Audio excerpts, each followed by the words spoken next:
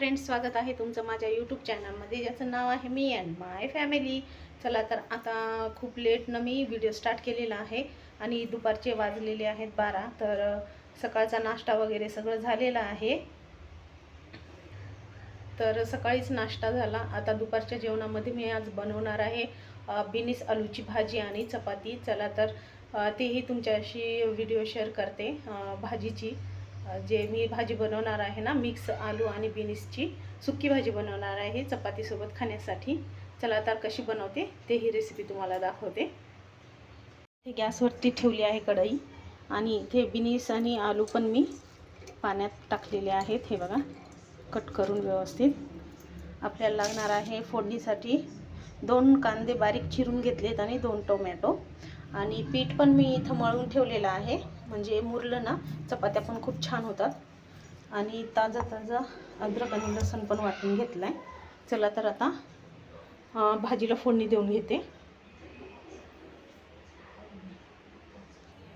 इथे मी गॅसवरती कढई ठेवली होती आणि त्याच्यामध्ये 2 पळी तेल पण मी आता घालणार आहे.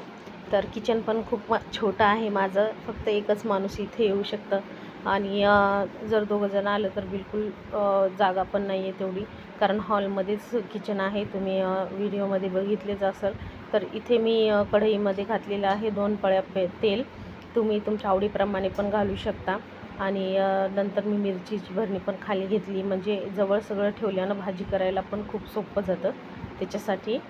आणि कांदा टोमॅटो तर हे कापूनच घेतलं होतं. आणि बघू शकता तुम्ही, पीठ पण मी मळून ठेवलेलं आहे. आता परत मी त्याच्यावरती प्लेट ठेवते आणि नंतर आता भाजीला सुरुवात करूया. तर तेल झालेलं आहे गरम. तर त्याच्यानंतर आपल्याला घालायचं आहे त्याच्यामध्ये राई आणि जिरा. तेल छान गरम झाल्याच्यानंतरच घालायचं आहे. इथे अर्धा चमचा राई घातलेली आहे आणि अर्धा चमचा जिरा घातलेला आहे मी. आणि ते छान तडतडल्याच्या नंतरच आपल्याला कांदा घालायचा आहे. तर इथे जिरे आणि मोहरी मी घातलेली आहे. तर जिरे मोहरी मस्त तडतडत आहे. आता आपण याच्यामध्ये घालूया बारीक चिरलेला कांदा.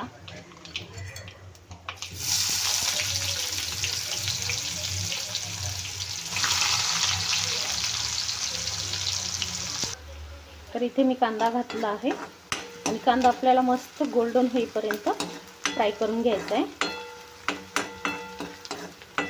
गोल्डन झाल्याच्या नंतरच आपल्याला याच्यामध्ये आलं आणि लसूणची पेस्ट घालायची. तर इथे कांदा पण छान गोल्डन झालेला आहे. आता आलं लसणाची पेस्ट घालते. तर वाटून घेतलेला आलं आणि लसूण ते पण मी घातले. यालाही छान आपल्याला कांद्यासोबतच व्यवस्थित असा जो उग्रवास आहे ना तो जाईपर्यंत परतून घ्यायचा आहे.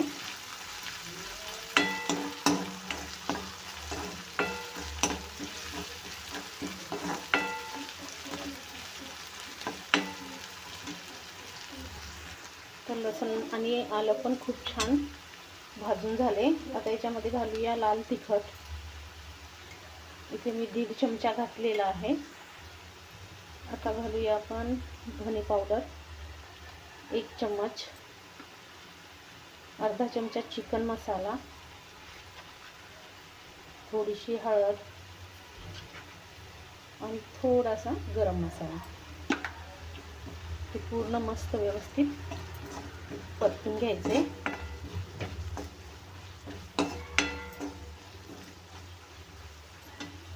आता आपण घालूया याच्यामध्ये टोमॅटो.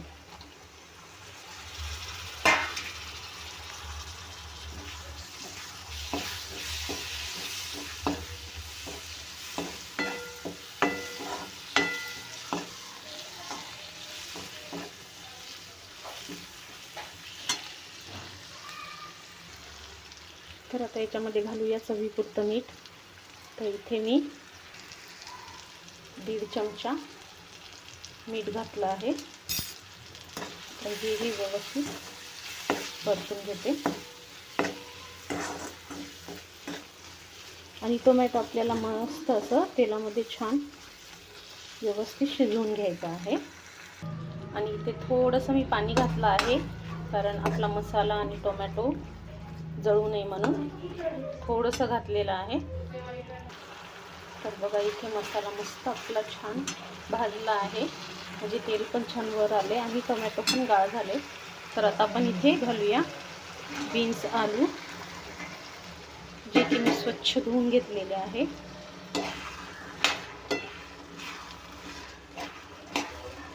आणि हे छान मिक्स करून घ्यायचं.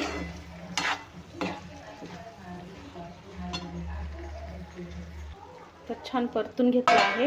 आता आपण याच्यावरती प्लेट ठेवून याला छानपैकी मंद गॅसवरती शिजवून घेऊया 1-10 मिनटं. तोपर्यंत आता मी चपात्या करून घेते.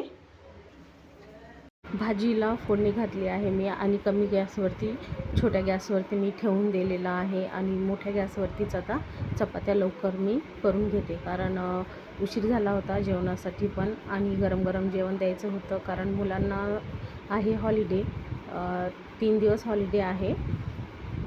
तर गुड फ्रायडे होता ना, त्याच्यासाठी गुड फ्रायडेचं पण सुट्टी होती. तर सकाळचा नाश्ता केला होता आणि दुपारी मग मी छानपैकी हा चपाती आणि आलू बिनीसचं बेत बनवला, म्हणजे गरम गरम मुलांना देता येईल खायला म्हणून. तर पीठ पण छानपैकी मुरलं होतं आणि चपात्या पण खूप छान होत होत्या, बघू शकता तुम्ही. आणि कोणाकोणाला वाटतं ना चपात्या छान होत नाहीत आणि फुगत नाहीत, तर असं करा, पीठ छानपैकी तुम्ही मळून 1-15 मिनटं त्याला मुरत घाला.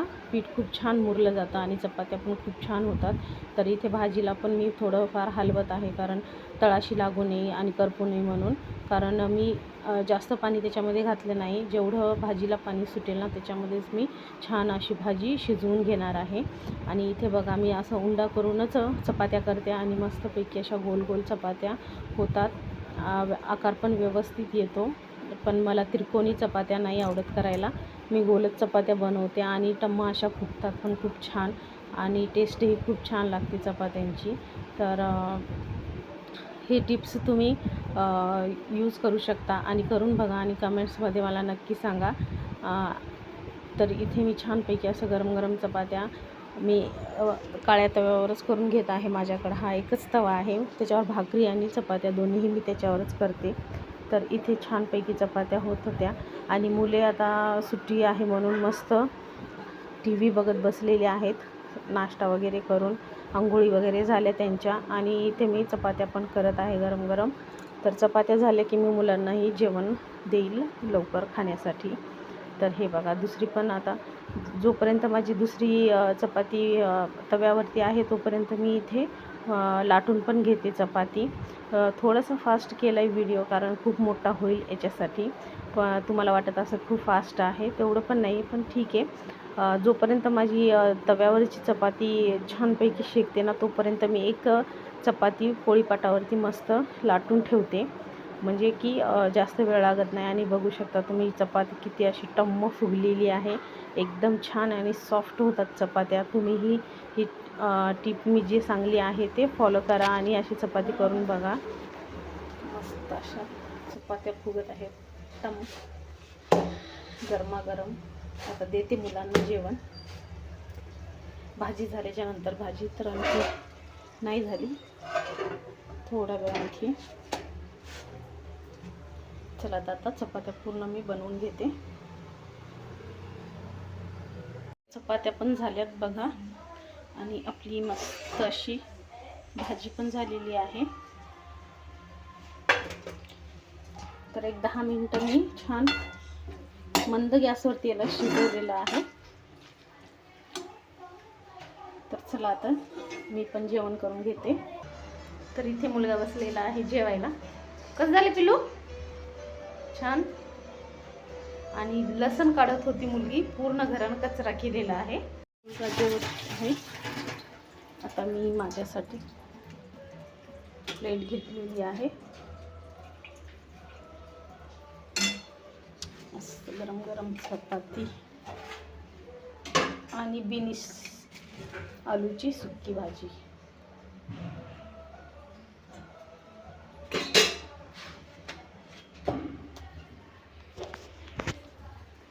चला आता मी पण जेवण करून घेते आणि भेटते नंतर तुम्हाला.